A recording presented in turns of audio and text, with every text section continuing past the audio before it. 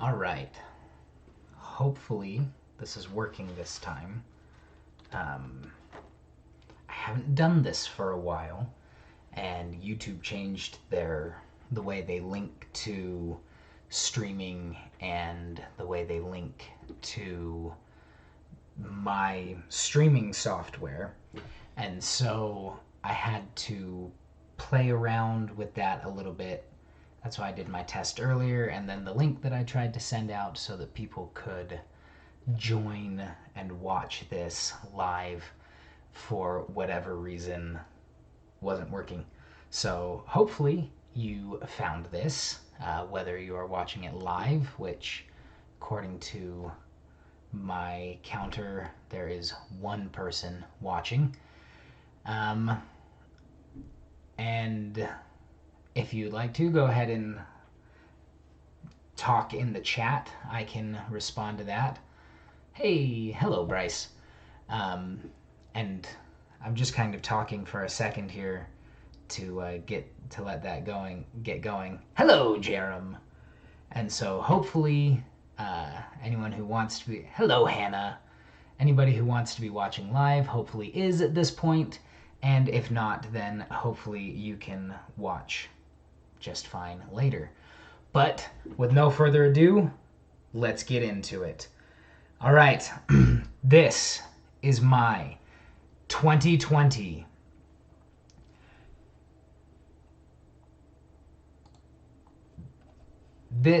yes, Bryce, like, share, and subscribe. I will try and do multiple videos throughout the season. I'm thinking of doing more videos than I did previously, and that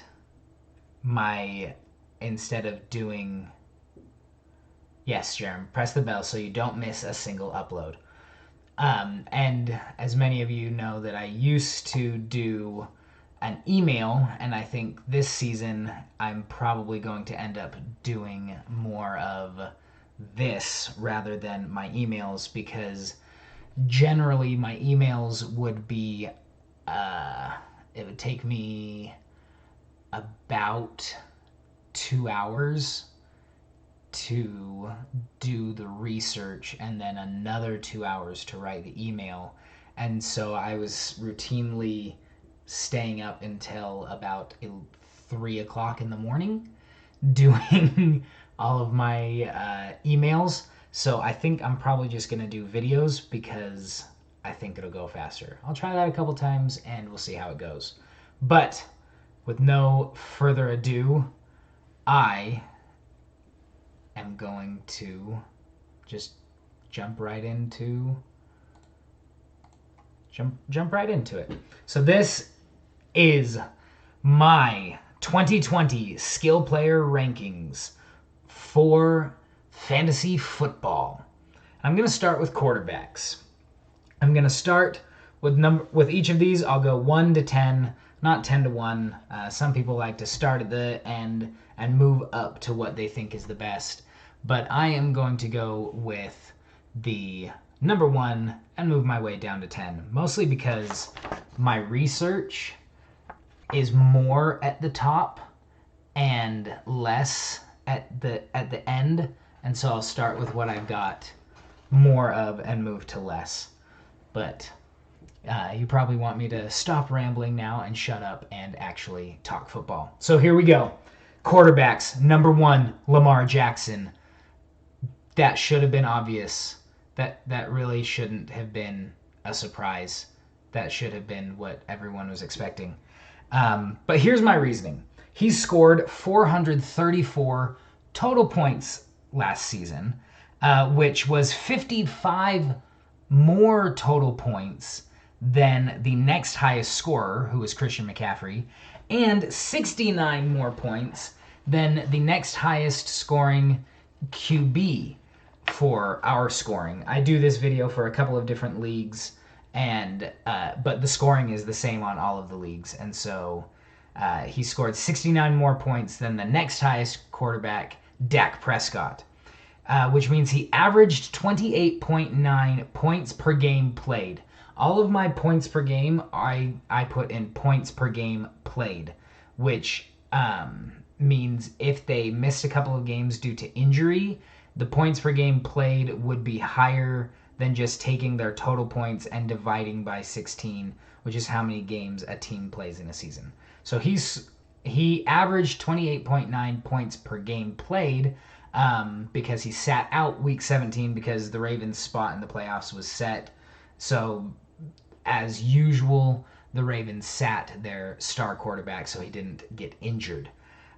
He is in the same system with the same coaches. So Lamar Jackson is quarterback one. Don't overthink it. I've seen in some mock drafts, which, side note, do mock drafts. They're great. They're fun, and you learn a lot about what you're going to get with your draft position. So Lamar Jackson, he's QB1. Patrick Mahomes is a great quarterback, but Lamar Jackson, QB1 for fantasy football purposes. Just don't overthink it. Just go with Lamar Jackson. Which leads into number 2, Patrick Mahomes. He did miss 2 games due to injury last season, but even still, he finished as quarterback 6. He scored 312 total points and averaged 22.3 points per game played. He also won the Super Bowl last season and secured a contract worth up to $500 million. That's if they win a Super Bowl every year, or I should say the Super Bowl every year for the next 10 years. But so he probably won't actually make the $500 million, but he could. But the guy's a stud. He's got a cannon for an arm, and the supporting cast around him is absolutely phenomenal. Same coaches, same system. He's awesome. Quarterback 2, Patrick Mahomes. Again, don't overthink it. Quarterback 3. You might call me a homer for this one, and I'm hoping Hannah will get excited about this in the chat. But quarterback 3, Russell Wilson. Russell Wilson was quarterback 4 for our scoring purposes last season. And personally, I still think he deserved the MVP award over Lamar Jackson. Yes, Lamar Jackson had a statistically better year and was amazing and ran a lot and scored a lot of points. He threw for 30 plus touchdowns. So yes, he was great and fantastic. But Russell Wilson is more important to the Seahawks than Lamar Jackson is to the Ravens, in my personal opinion.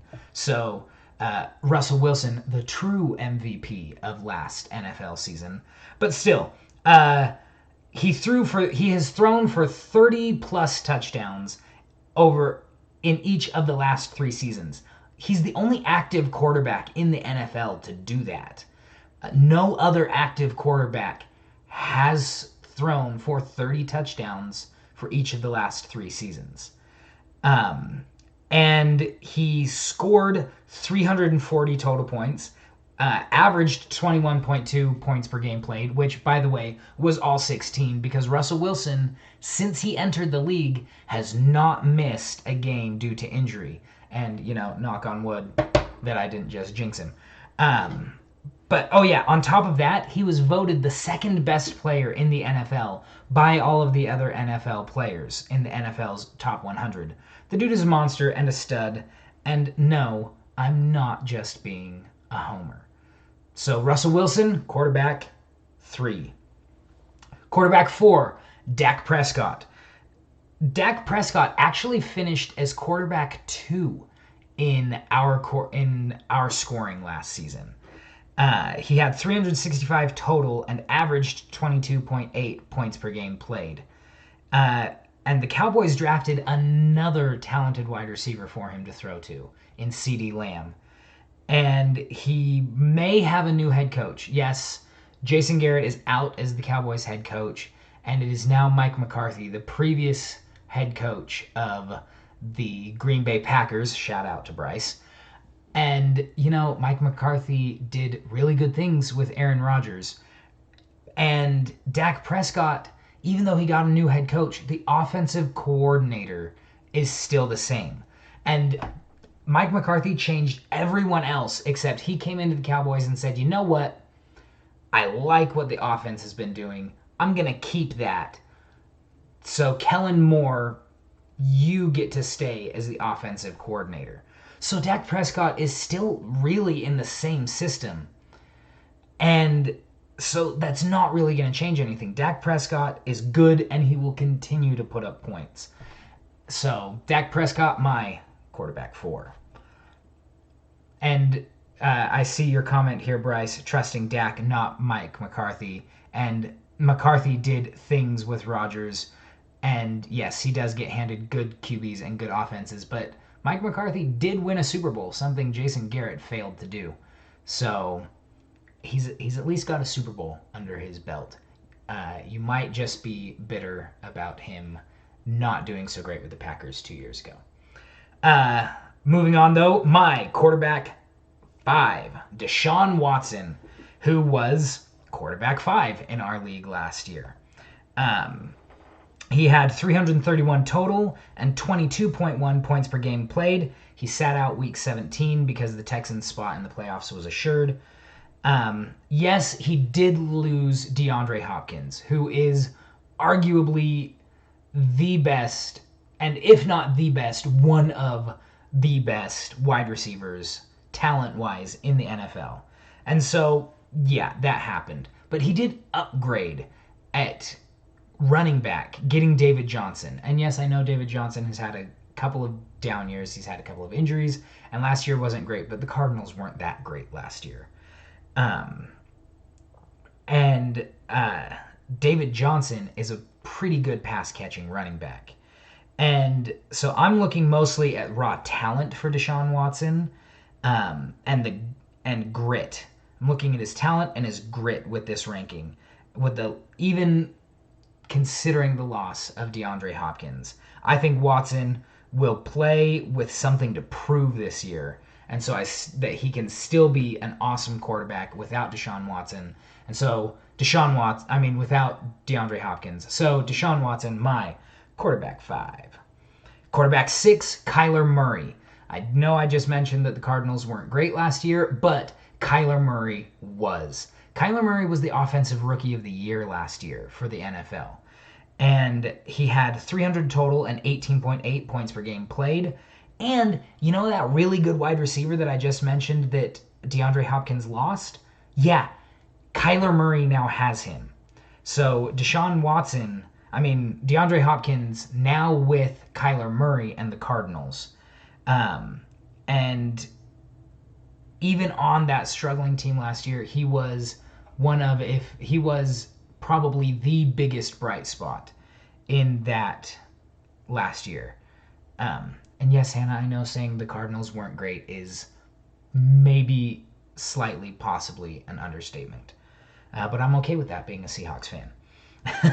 And now with Kyler Murray in year 2, I'm expecting him to take another big leap forward. And with a better supporting cast, I like him as my quarterback 6. Quarterback 7, Matt Ryan.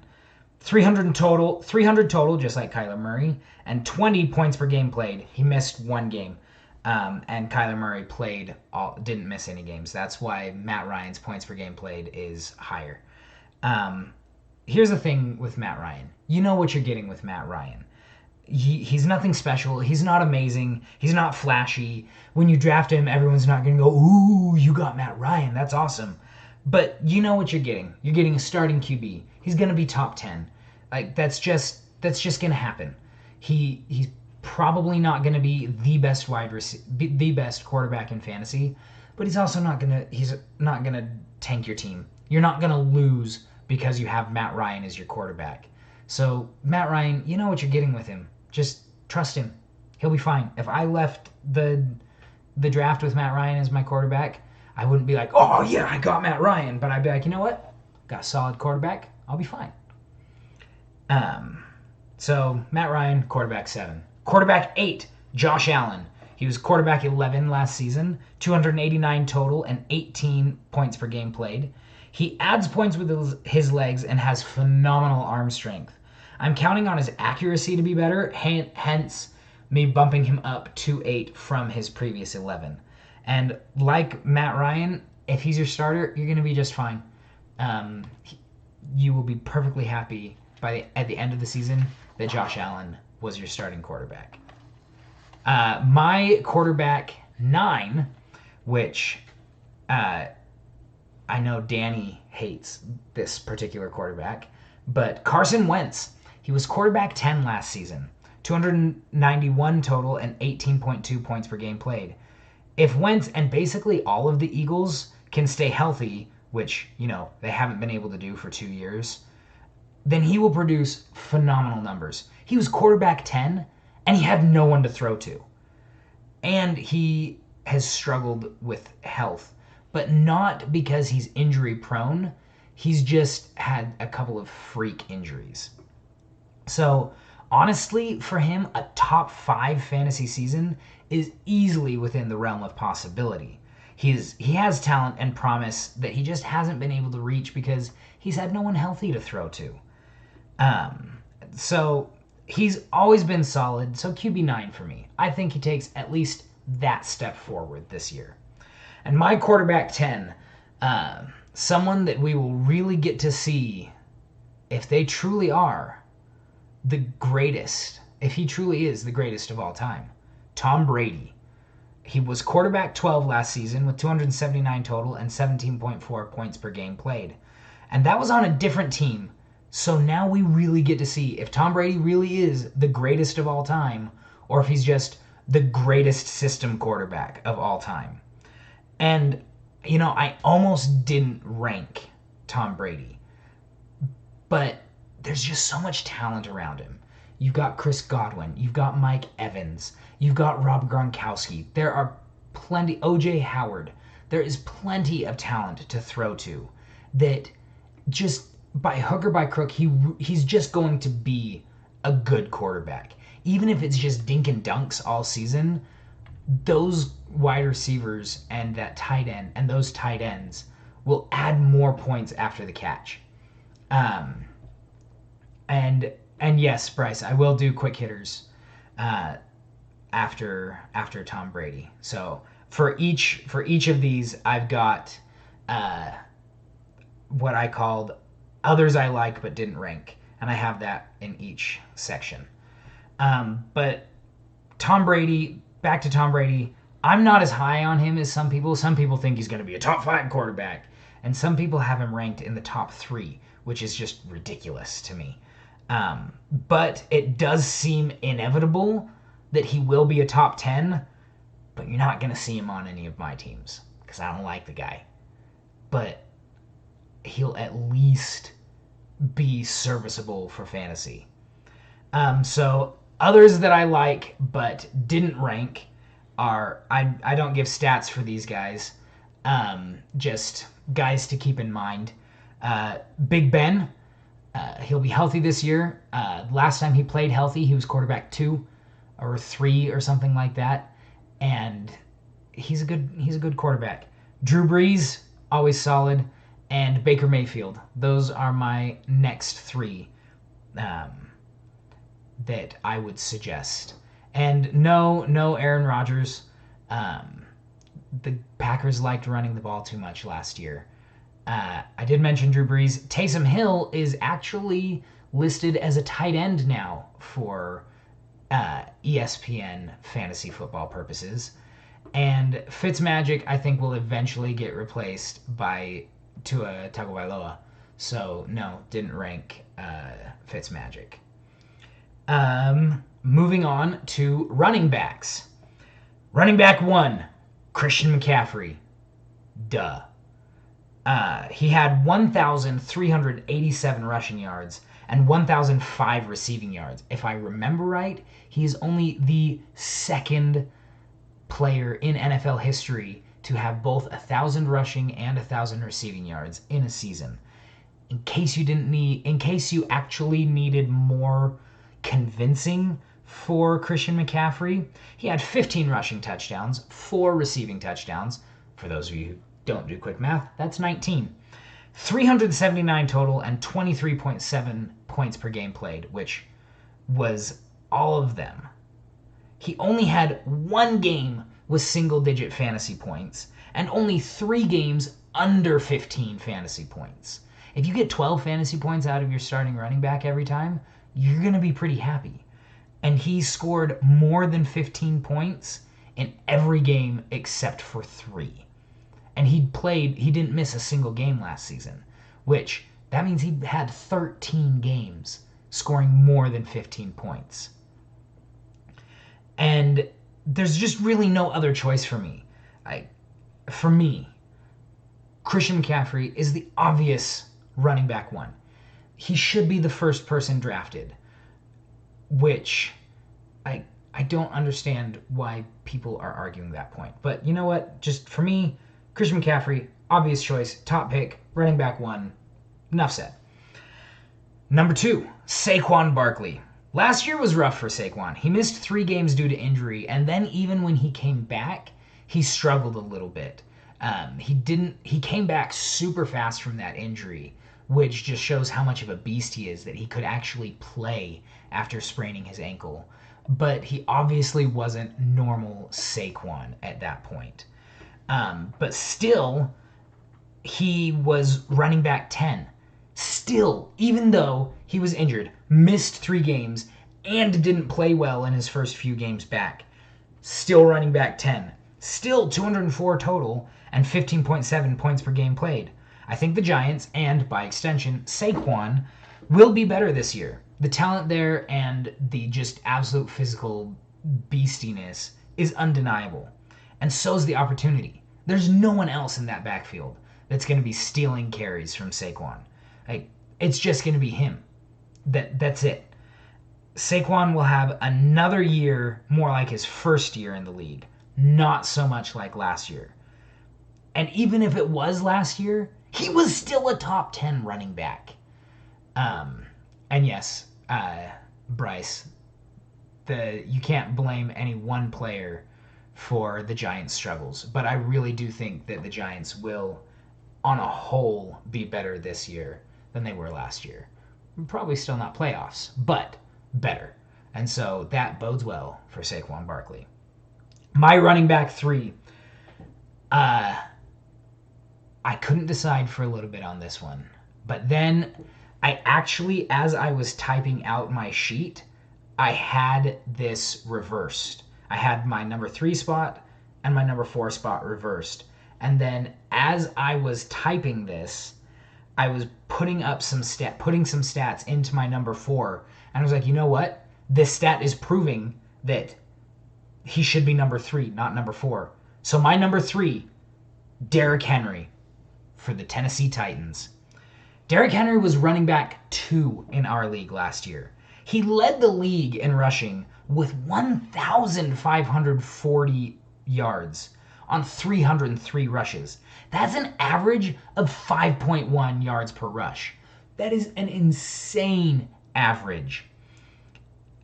And this time last year, everyone was saying, oh, the end of the 2018 season was just a fluke.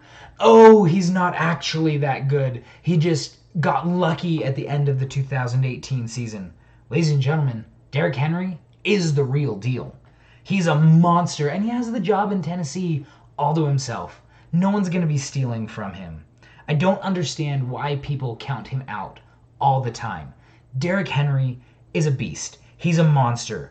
He's a better runner than Zeke. He gets more yards per carry than Zeke. He runs stronger than Zeke. He's bigger than Zeke. And when he does catch passes, which, granted, he doesn't do a whole lot, he gets an average of 4 yards per catch more than Ezekiel Elliott. Which, by the way, speaking of Ezekiel Elliott, running back 4 for me, Ezekiel Elliott, Dallas Cowboys. Zeke is Zeke, guys. He was running back 4 last season. He has led the league twice in rushing since he entered the league, and he's a pretty good pass catcher. He had 279 total and 17.4 points per game played. And just like Dak, it's the same offensive coordinator in Dallas as last year, so I'm not worried about the scheme changing. When you have Ezekiel Elliott on your team, you're running with Ezekiel Elliott. That's just what's going to happen. So they will keep feeding Zeke because Zeke is, surprise, good at football. Running back 5 for me is Dalvin Cook. who was running back 5 last season. 254 total and 18.2 points per game played. He did have injury issues 2 years ago, and people keep bringing that up this year, which that was 2 years ago. He looked just great last year. And my biggest hesitation, he missed 1 game last season due to injury.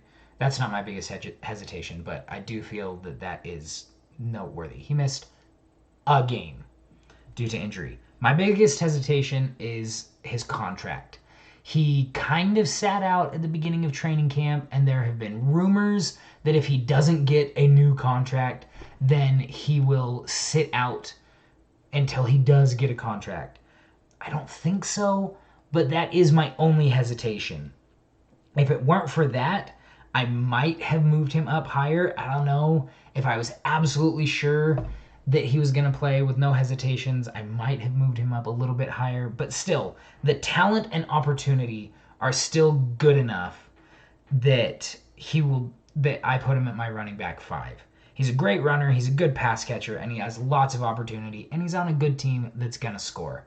And Bryce, the new Melvin Gordon contract situation, that's kind of what I'm worried about, is that he'll pull a Melvin Gordon from last season, that he'll stay out as long as he can to still accrue a year, and then finally come back. Melvin Gordon was gone for, I believe, 4 games last season. Yeah, I think it was 4 or 5. So Melvin Gordon sat out 4 or 5 games last season. And that is my biggest hesitation on Dalvin Cook. Speaking of Melvin Gordon, my running back 6 is Melvin Gordon's old teammate, Austin Eckler, still on the San Diego Chargers. He was running back 7 last season. Before Melvin Gordon came back to the Chargers, Austin Eckler was averaging 20.8 points per game played, which, if you remember, Christian McCaffrey was at 23.7 points per game played. So Austin Eckler was running back 2 behind Christian McCaffrey over that span. And after Gordon came back, Eckler was in a true running back by committee. Like, they were the definition of a running back by committee. It was pretty much evenly split between Austin Eckler and Melvin Gordon. And he was still averaging 12.2 points per game played. And 12.2 would have been running back 18 last season, ahead of Alvin Kamara. This year, he is the lead back, not a running back by committee, which means he is the guy, which means 20.8 points per game played is more within the realm of possibility, just like the beginning of last season when Melvin Gordon wasn't there. That's running back 2. So sometimes I'm a little worried that my ranking of 6 is too low. But there it is. Austin Eckler, my running back 6. My running back 7, my boy Chris Carson, Seattle Seahawks. He was running back 9 for us last season. And what does Carson have to do to get some love? Like, seriously, he has back-to-back 1,000-plus yard seasons. He's played the same amount of games as Alvin Kamara and Saquon Barkley over the last 2 years. And he's had 1,000-plus seasons. And yeah, he had a couple of fumbles at the beginning of last season, but you know who didn't fumble for the rest of the season? Yeah, Chris Carson. And he had 214 total and 14.2 points per game played. He doesn't really have any competition. Rashad Penny hasn't ever done anything. And being a Seahawks fan, I was super happy that we signed Carlos Hyde last season. Well, not last season. This past offseason. And Carlos Hyde isn't anything but a guy to come in and let Chris Carson have a breather and like be there when we're way up. And Carlos Hyde is just a guy. He's just there to be an extra body because Rashad Penny's probably going to start the season on the physically unable to perform list. And so we needed somebody. And Carson is the best running back that has been in Seattle since Marshawn Lynch, period. So moving on. Running back 8, Alvin Kamara. Now, I know Alvin Kamara was brutal last season. Running back 19. And that was hard. Trust me, I know. I had him on 2 different teams, and it was brutal. but he was still running back 19. That's still a running back 2, starter level running back. And he only had 168 total points and 12 points per game played. But I think last year was a fluke year. He missed 2 games due to injury, and then the games that he did play, he admitted that he wasn't 100%, that he was injured all season last season and never really got back to 100%. So that's good news because he now says he is 100%. And at 100%, he's a top 3 running back. I have him at 8 because I worry that maybe that I'm at 100% now is player talk, just like trying to boost himself. But I'm still confident that he's back on course and that Alvin Kamara will be a top 10 running back. I have him at 8. If he is truly in peak form again, that's a top 3 running back. So Alvin Kamara, my running back, 8. Running back 9, Clyde Edwards-Helaire, the new running back of the Kansas City Chiefs. He's a rookie, so no stats from last year, but I am super excited to see what he'll do this year. I've seen a lot of people that quote, oh, he did this in college and he did that in college. So what? Who cares what he did in college? The NFL and college are completely different beasts. That's why we have draft busts, people. That's why someone who was amazing in college does nothing in the NFL, because it's different. But I still think, despite saying all of that, you might be hesitating now going, well then. But despite all of that, I still think that Clyde Edwards-Helaire, CEH, will be phenomenal. He's the starting running back for the Kansas City Chiefs because Damian Williams decided to opt out for the season. And sorry about that, guys. Damian Williams opted out for the season. And so that means that Clyde is the starting running back. Like, there's no questions. He's the guy. And he's on the Kansas City Chiefs, who you might have heard are really good at football. I truly believe that he has the possibility to surpass Christian McCaffrey this year. Yes, I said it. I think CEH could be better than CMC this year. So why 9? Just because we haven't seen him in the NFL yet. So, but I love Clyde Edwards-Helaire. Running back 10, Nick Chubb. Running back 6 last season, and he had the second most rushing yards in the league. 240 total and 15 points per game played. He is a superb runner. Very, very good. And the only reason I have him so low is because his backup, Kareem Hunt, is also a really good runner. And also, Kareem Hunt is a really good pass catcher, so Nick Chubb doesn't get a whole lot of passing down work. I still have him in the top 10, though, because I actually think the Browns will get better this year, and there will be plenty of work to go around for both Nick Chubb and Kareem Hunt. Excuse me, just a second.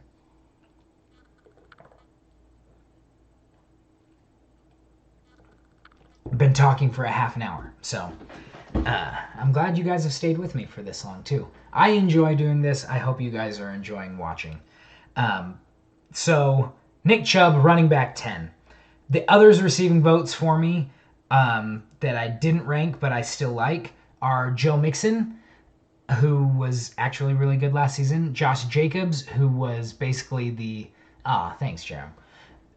Josh Jacobs, who was the runner-up for Rookie of the Year, Offensive Rookie of the Year, and Aaron Jones.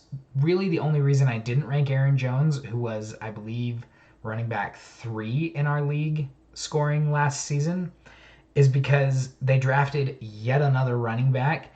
And so in an already crowded backfield with Aaron Jones and former BYU player Jamal Williams, they added another running back. So that makes me just a little bit worried with Aaron Jones. Hence, not in my top 10 this year. But it wouldn't surprise me if he does break into the top 10. So, Joe Mixon, Josh Jacobs, Aaron Jones are my next 3 that I would consider. That means on to the wide receivers. Wide receiver 1, Michael Thomas, New Orleans Saints. who was wide receiver 1 last season. He had 1,725 receiving yards. Let me say that just one more time. 1,725 receiving yards last season. He set the single season reception record with 149. He had 256 total and 16 points per game played. 9 touchdowns. Do you need more? No. Right. Michael Thomas, best wide receiver in the league. Wide receiver 1. Number 2, DeAndre Hopkins. He was wide receiver 9 last season. And as I said earlier, one of, if not the most talented wide receiver in the league. 180 total and 12 points per game played last season. But this season, he's on a new team. I'm actually not that worried about him being on a new team. His talent will overcome that. And his new QB is also very good. He will be, in my opinion, rather good. Hence, wide receiver 2. That might be a little bit of favoritism because I really like DeAndre Hopkins. And if I'm throwing to the sideline, there's probably not another guy that I would rather be throwing to. And with DeAndre Hopkins and Larry Fitzgerald both on the field, DeAndre Hopkins will get a lot of one-on-one mismatches instead of being double-teamed a whole lot, which is another reason why I have him at 2. Number 3, Davante Adams. He was wide receiver 24 last season, so I know that might be why you're thinking, really? But he missed 4 games due to injury, and despite that, he still had 145 total and 12.1 points per game played. That is 0.1 points per game more than DeAndre Hopkins had.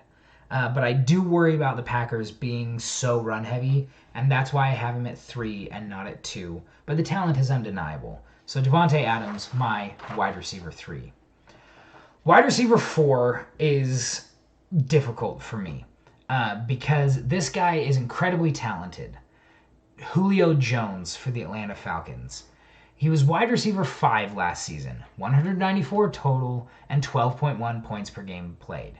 He missed 1 game due to injury last season.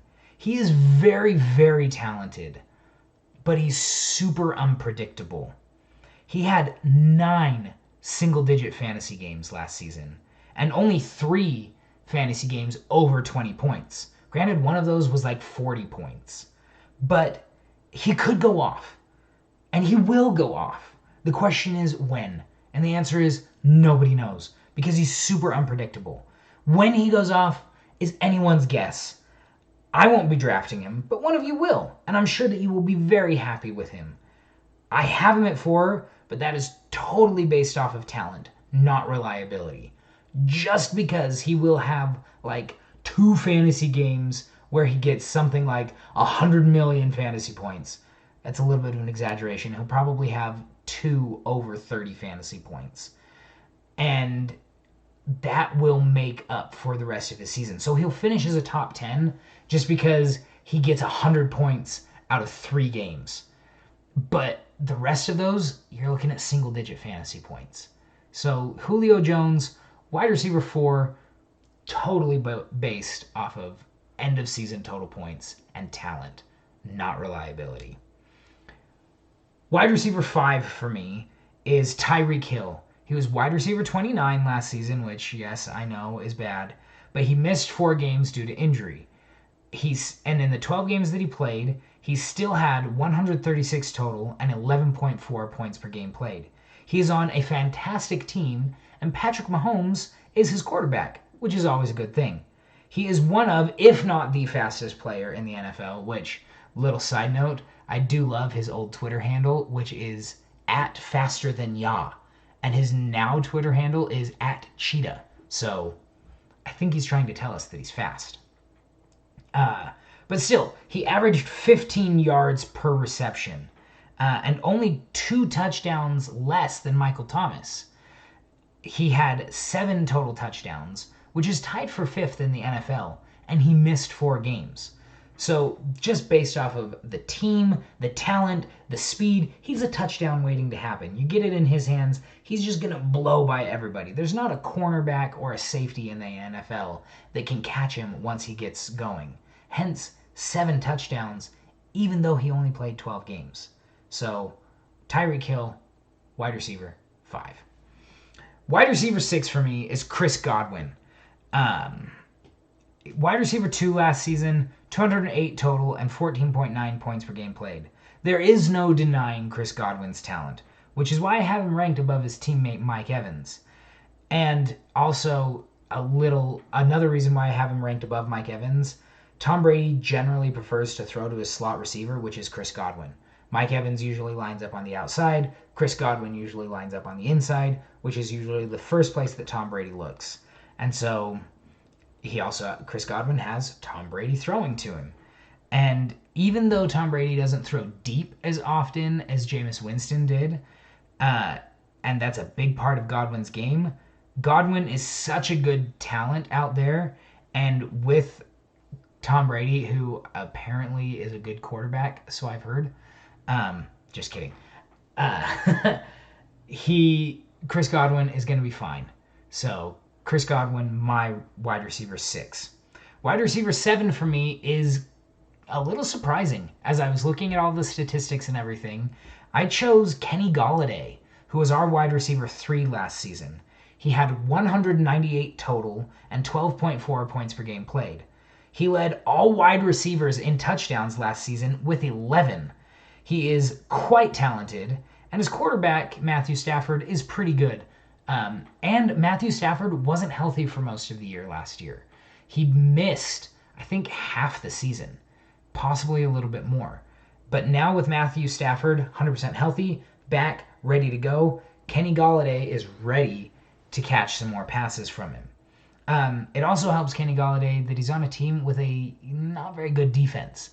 And so he'll get a lot of targets from a lot of passing, and he's really good at making touchdowns happen. So Kenny Golladay, my wide receiver 7.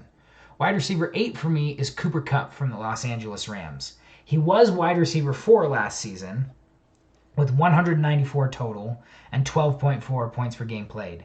He had nearly 100 receptions. If I remember right, it was 94 total receptions. So almost 100. And he had over 1,000 receiving yards. He was second in the NFL, second only to the aforementioned Kenny Golladay, with 10 total touchdowns. And Jared Goff, not a fantastic quarterback. Like, he's not elite, but he gets the job done, and he'll provide plenty of opportunities for Cooper Kupp. And when they get down in the red zone, Jared Goff looks for Cooper Kupp in the red zone. So I would be perfectly happy with Cooper Kupp as my wide receiver 1. I think that he's super underrated, and he's a fantastic wide receiver. And it hurts me to say that because he plays for the Rams, which means that my Seahawks have to play him twice a year. Wide receiver 9 for me is Adam Thielen, who was wide receiver 56. Yeah, I know that's not great. But he basically missed 7 games.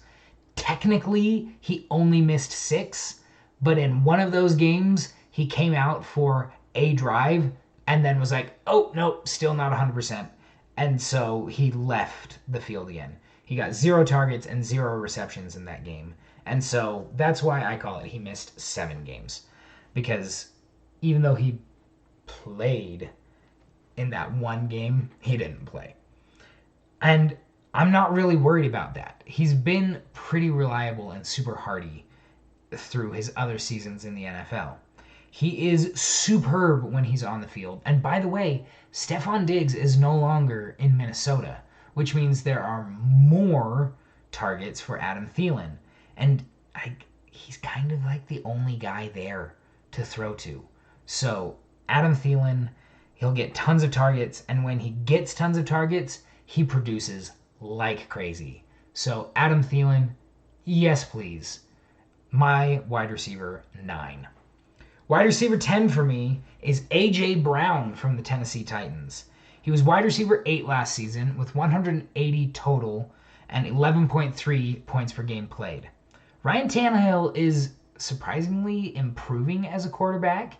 He entered the league the same year as Russell Wilson, and I think he was drafted ahead of Russell Wilson. It was either just before or just after.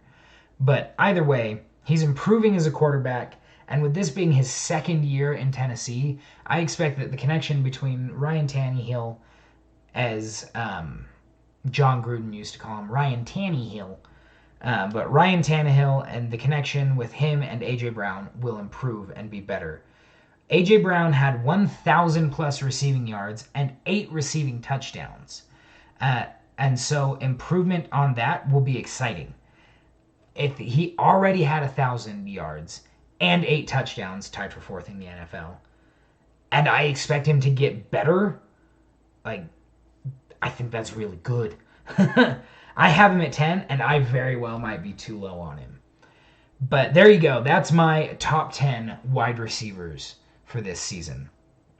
Others that I liked but didn't rank, DJ Moore, Allen Robinson for the Chicago Bears. Either Mitch Trubisky will be better this season or Nick Foles will be the starting quarterback. Either way, Allen Robinson will have a better quarterback to play with. And Allen Robinson was already a top 15 wide receiver last season anyways.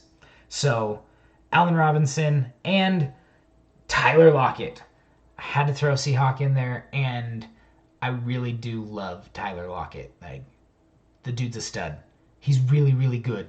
And he's one of the most efficient wide receivers in football. So, Tyler Lockett didn't quite make my top 10. I almost had him at 10, but the stats for A.J. Brown were just a little bit better.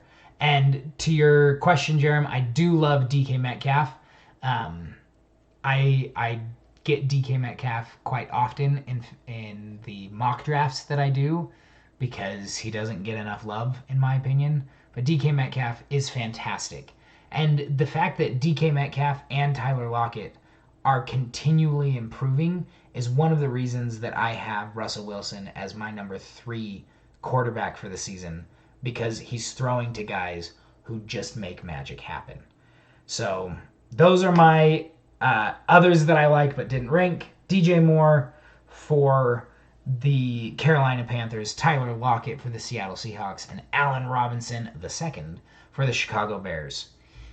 I'm just real quickly going to blast through tight ends. I didn't get all of the stats and whatnot for tight ends like I did for quarterbacks, running backs, and wide receivers. Partially because I didn't want to, and partially because I didn't need to.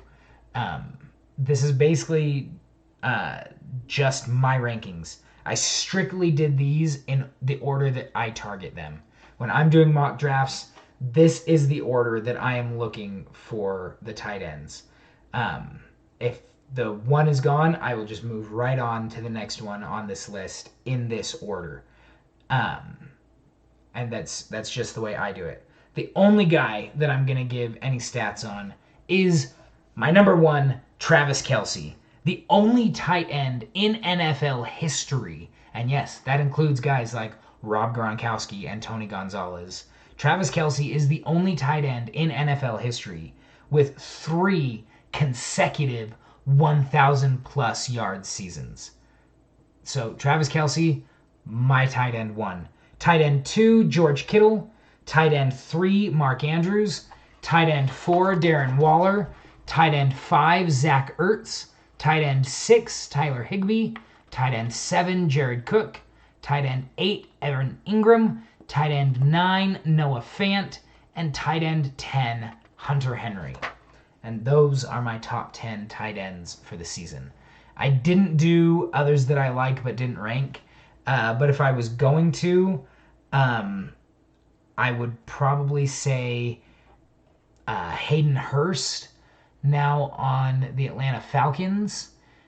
He was pretty good in Baltimore, and Matt Ryan likes to throw to the tight end.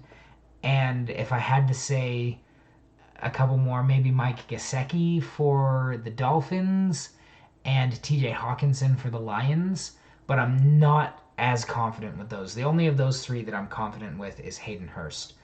So those are my top tight ends. And there you have it. I didn't rank defenses or kickers because they're too fluky, so I didn't worry about it.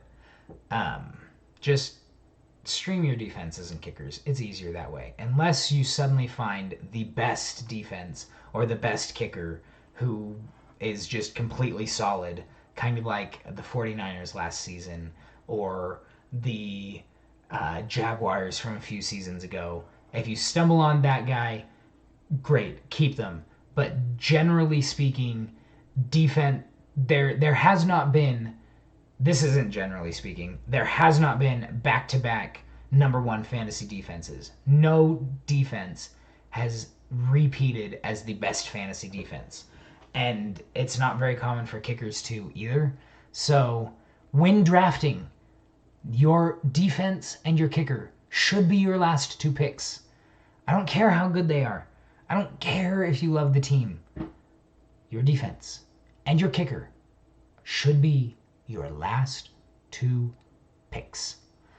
And just a little bit of advice for anyone who hasn't done a fantasy draft before.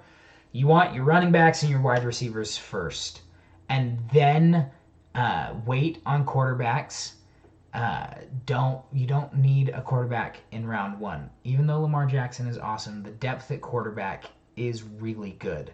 If you miss out on a Lamar Jackson or a Patrick Mahomes, then you can still get Russell Wilson or Deshaun Watson or Carson Wentz or even Tom Brady much later in the draft.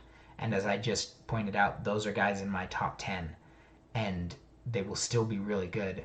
And you can get them much later in the draft. So you can use those earlier draft picks to get guys that are running backs and wide receivers that are much more important because there's less depth. Running backs are the most important because there's less running back depth. Wide receiver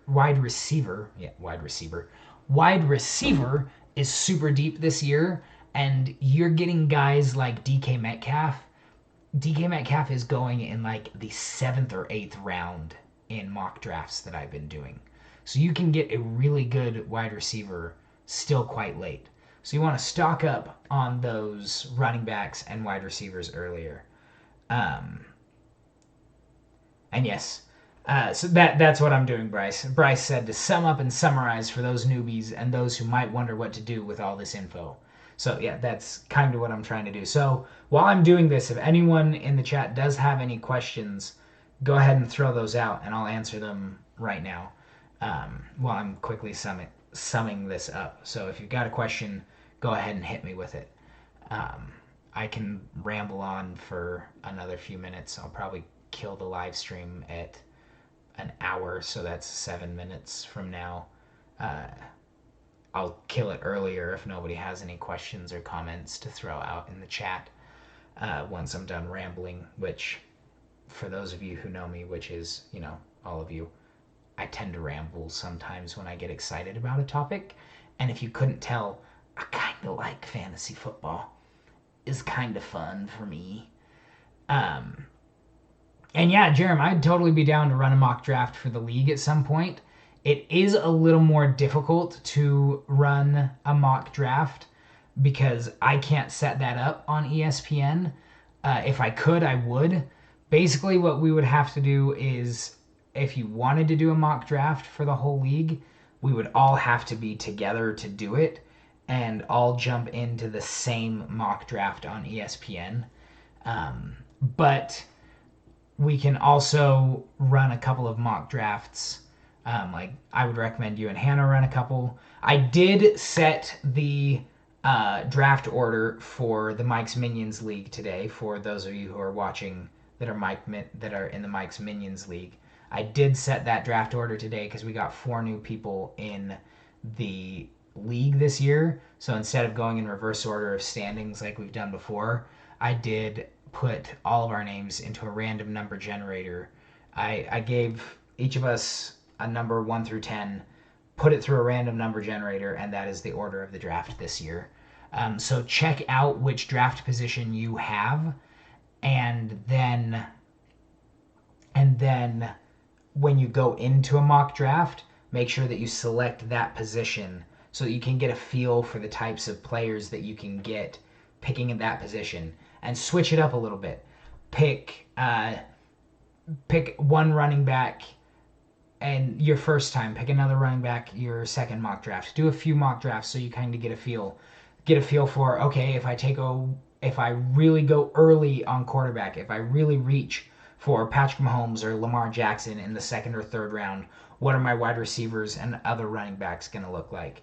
If I go for an elite tight end, which an elite tight end, by my definition, is Travis Kelce, George Kittle, or Mark Andrews.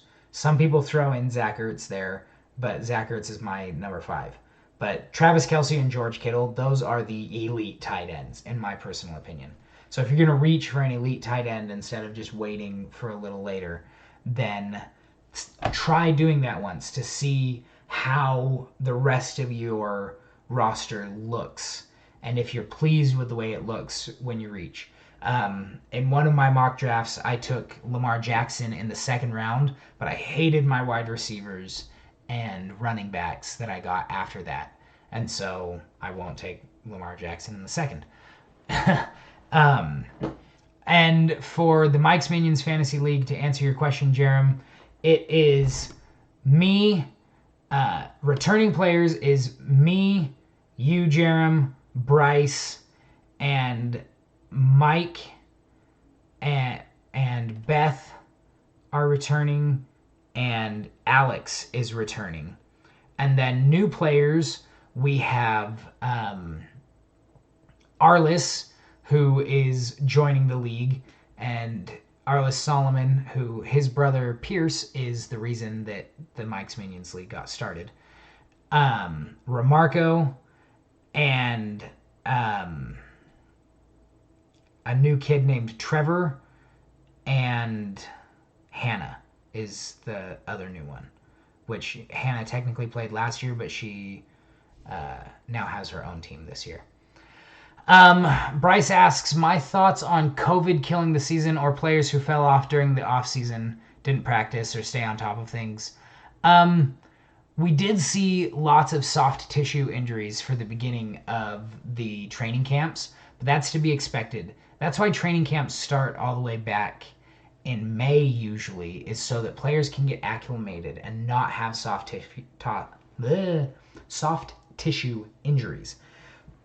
That's like pulling your hamstring, pulling your groin, pulling a muscle. That's a soft tissue injury. Or getting battered and bruised, getting a contusion on your leg or on your rib or something like that. Not broken bones, but bruises, and that just kind of get into the muscles. So I'm not too worried about that, but that's part of the reason that I would say running backs are so important, is because they are the most susceptible to those kinds of injuries. And with a shortened off season, running backs are more likely to be injured this season than in years past. And thoughts on COVID killing the season? I'm being super optimistic that I don't think COVID will kill the season. The NFL, in my personal opinion, has done the best of all of the professional sports at monitoring and testing and controlling their players' health, and just making sure that their players stay healthy. And then when someone does test positive, they go on lockdown. They make sure that they stay away from everybody else so that nothing spreads. And even though NFL players have been together for a few weeks, there haven't been any major outbreaks. Again, knocking on wood for that. But there haven't been any major outbreaks. There have only been a couple of players on the teams. So based off of what we've seen, I'm not super worried about COVID killing the season. So I think that's a good thing. And on top of that, too, quick note, for the players that opted out, there is no opt-back in clause. So they can't say, oh, yeah, I'm opting out now, but then in October say, oh, yeah, we've got a vaccine now, so I'm cool to play.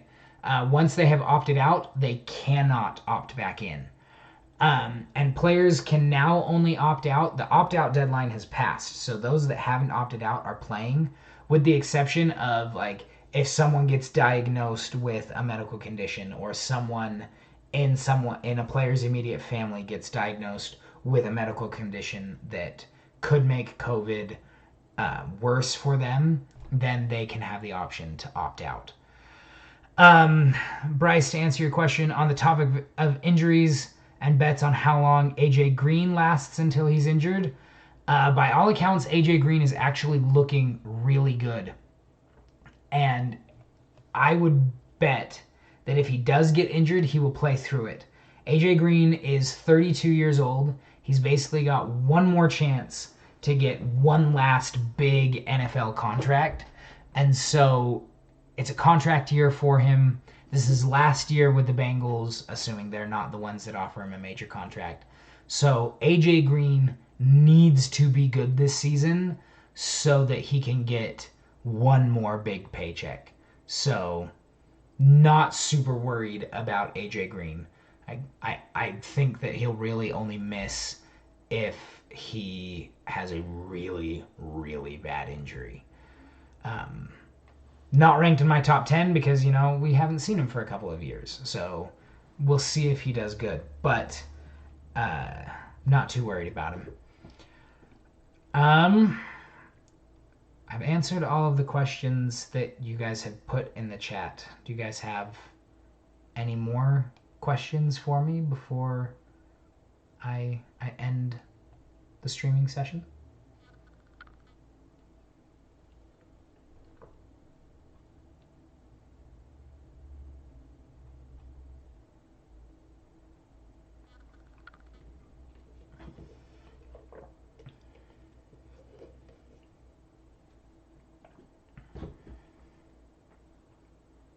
Yes, Hannah. Football.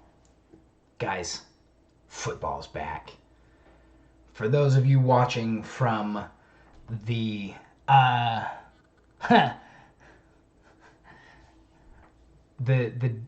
the dress black or gold and blue? Black and blue or gold and white? I saw black and blue, and apparently that was the actual color of the dress. But I don't know. But for those of you watching in the 57s League, quick reminder, the draft is on Saturday.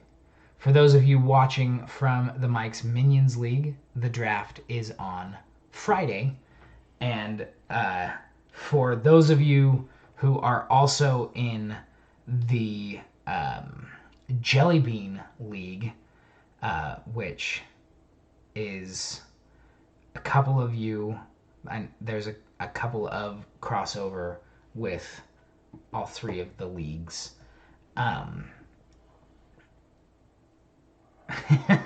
Yes, Hannah, I don't care about the stupid dress. That's very good. There is a bit of crossover in all three of the leagues. I'm the only one in all three of the leagues, but I do know that a couple of people, like Bryce, is in... Actually, no. Bryce is also in all three leagues. Bryce and I are the only ones in all three leagues. That is true. Guys, I totally got Bryce hooked on fantasy football.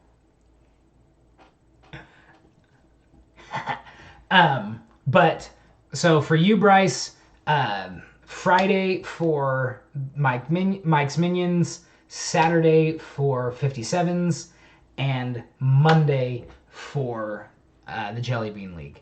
And so for those of you in each of those leagues, that's what it is. So don't forget. I can give you the times. For those of you watching from the 57s League, it is this Saturday at 6 p.m. Mountain Time.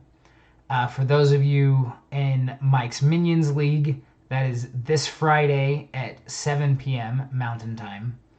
And for those of you watching in the Jelly Bean League, it is Monday, September 7th at 9:30 p.m. Mountain Time.